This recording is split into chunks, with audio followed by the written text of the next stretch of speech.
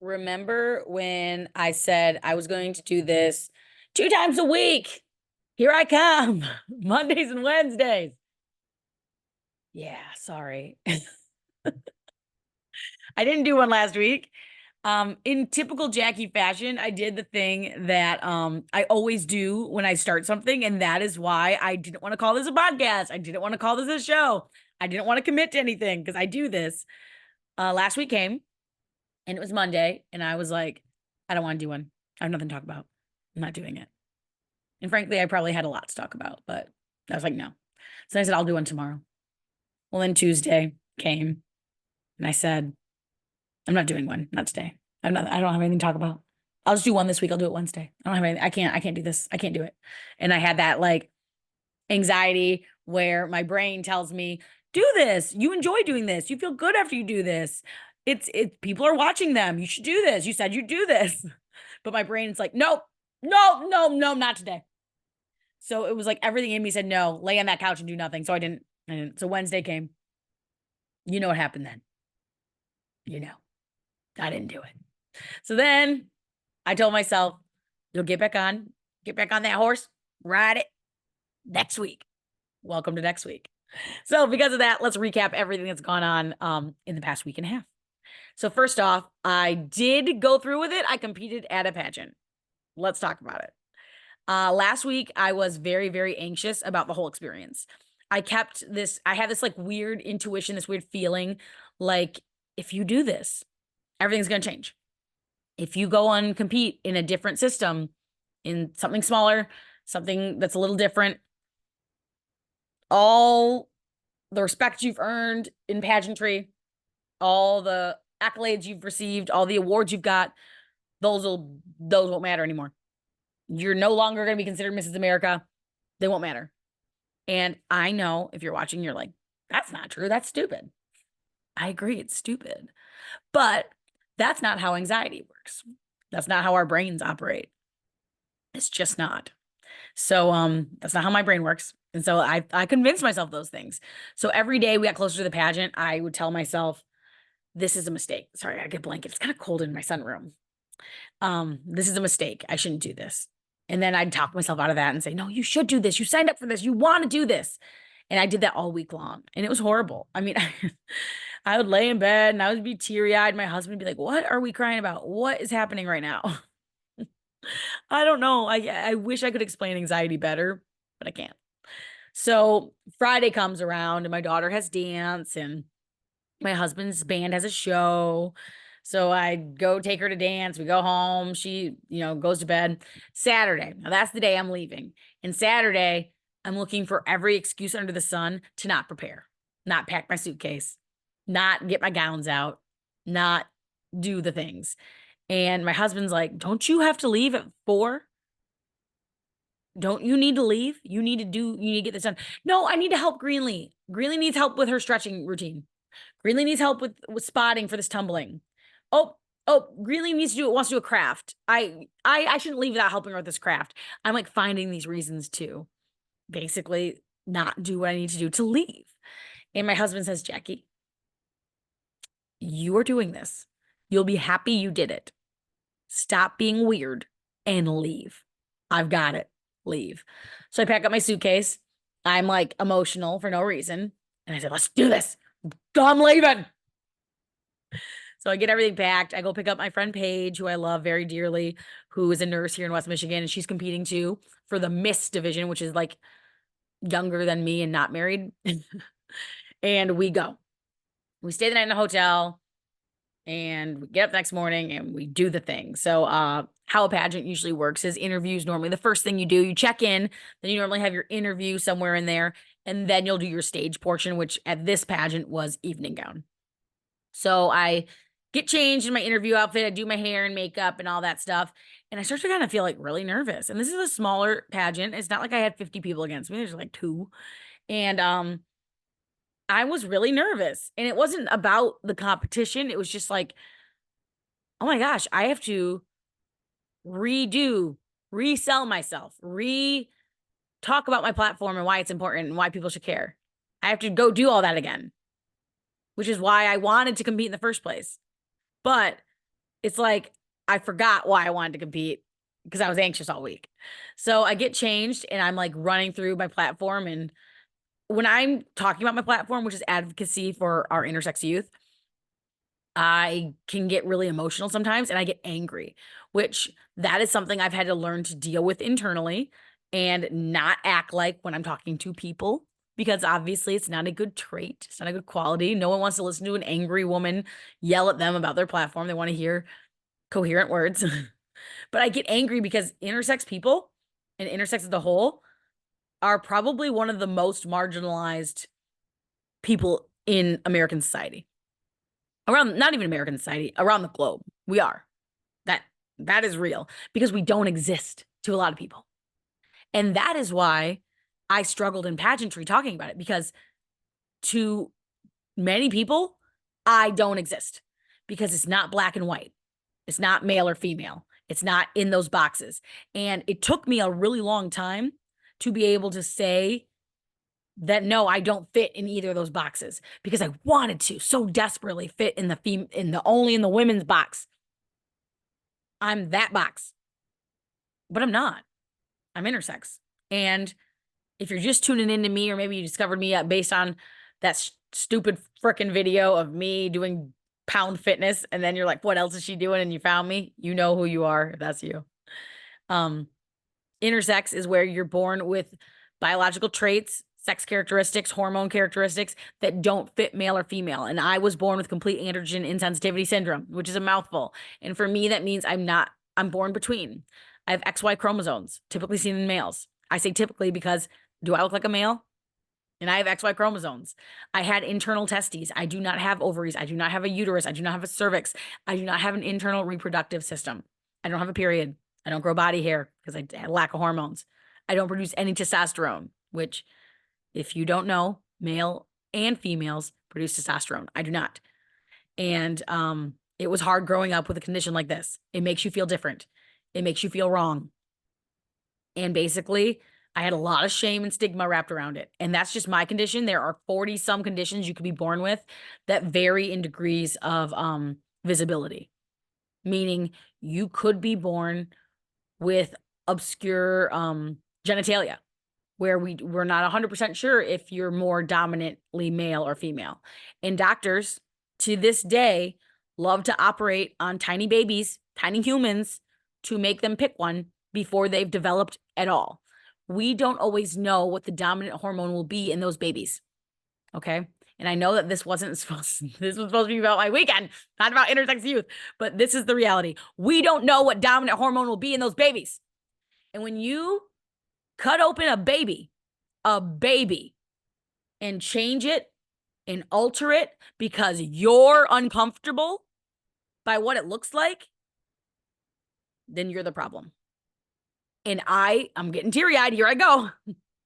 I could talk about it and scream and yell all day because it's so wrong.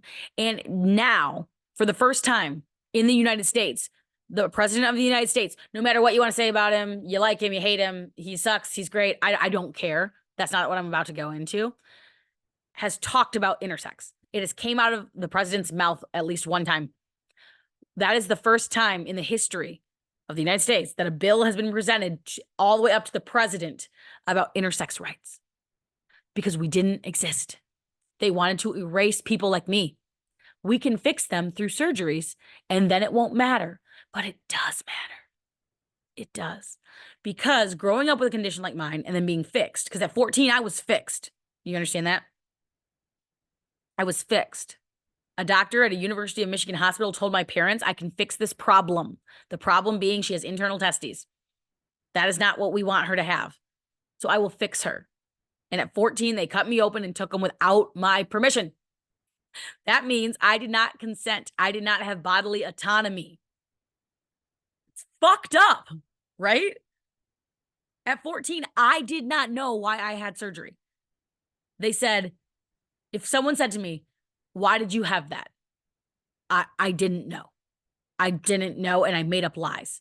And those lies became my truth because it's all I knew. And then over time, I became so confused that I started having anxiety and depression. And here I am today.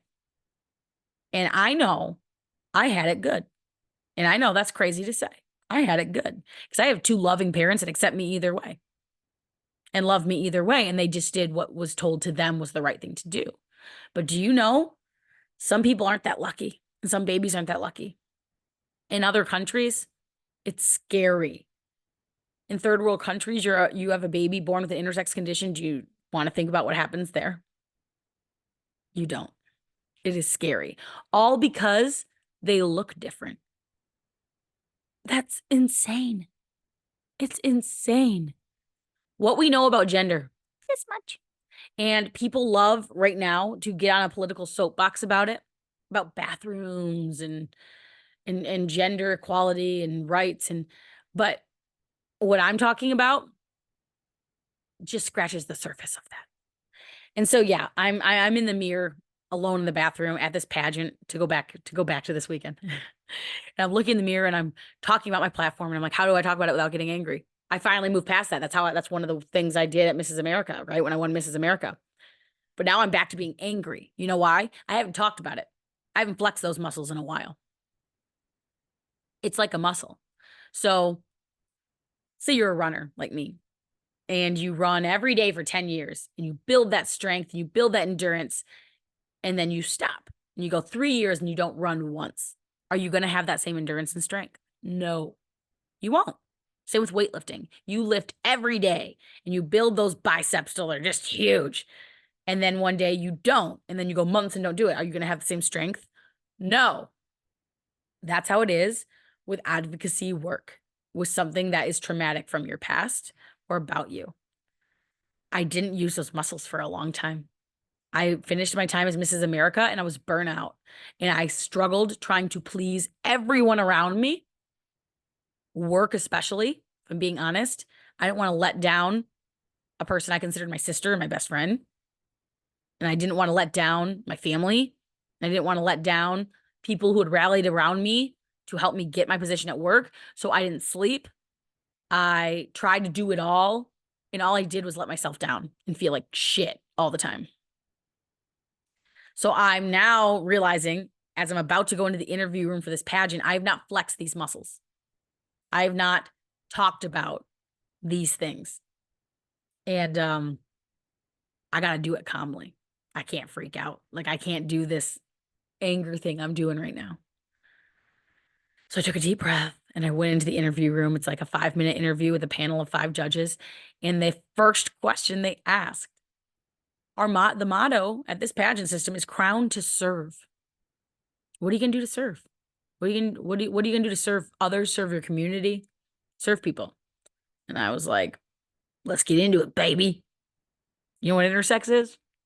And we had a really good conversation. And yeah, it monopolized a lot of my conversation. And there are a lot of pageant coaches and interview coaches that'll tell you, you don't want one thing to monopolize it. You don't want to bore them with talking about your platform. But here's the thing I will challenge you on if you're one of those people.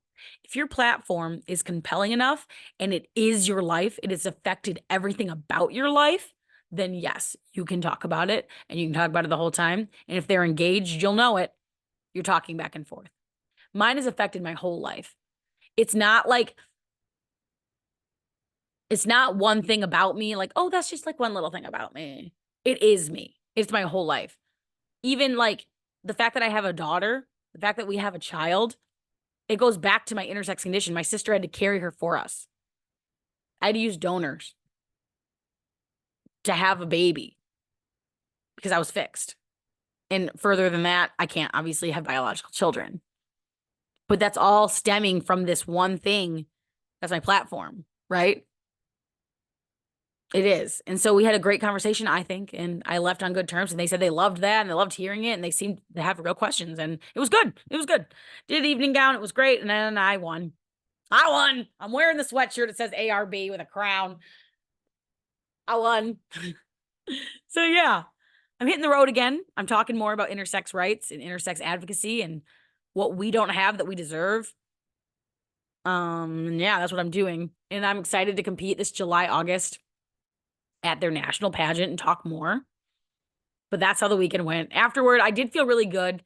Got my crown and sash, took a couple pictures, felt good, got in the car to drive home.